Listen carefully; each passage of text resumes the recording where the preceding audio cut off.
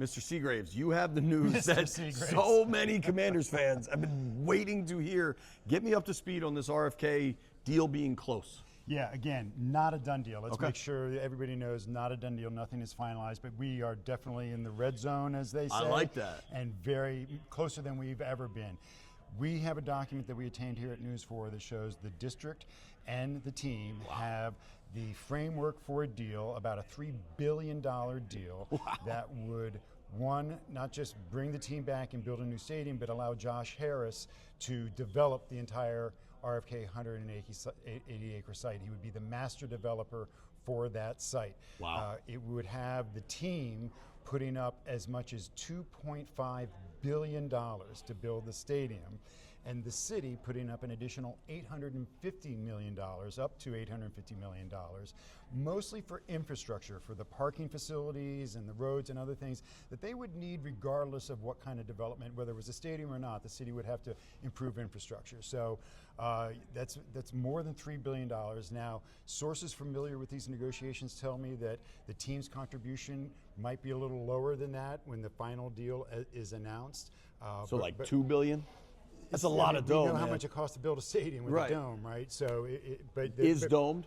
Well, we know that they have talked about wanting a dome. We don't have any specifics on the stadium itself, but we know they want a dome that they can use year-round. They want to attract a Super Bowl, World Cup, and all that. WrestleMania, all of it. All that Final stuff. Four. I mean, that's how you make it work. That's how you make the math work, is you're able to have events all year round, put the dome on it. This seems like a good deal. If the team is putting up $2 billion or more, and the city only has to put up $800 million, that seems like a good deal for everybody. Look, if you're in favor of bringing the stadium, right, if you want the team to come back, this absolutely seems like a pretty good deal. Look, you know better than I. Look around the country. Where are you seeing owners putting up $2 billion Not very frequently. to build their own stadium, right? And so that would seem like that's a fiscally good deal. The flip side to this, if you just don't believe in stadiums as an investment for for tax dollars, then none of this would be a good. Doesn't matter what the numbers are, you're not going to think it's a good deal. We call them the haters. What makes it tougher, though, this is coming at a time when the mayor is making just what she has described as devastating cuts to budget. People are going to be getting laid off, cuts in services for this budget and the next budget, right? $400 million in the next 6 months has to be cut, then another $1 billion has to be cut in the final year.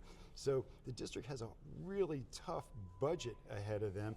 And so to say, hey, we're cutting services over here, we're firing people over here, but we're going to find money for a stadium over here, that's a tough sell.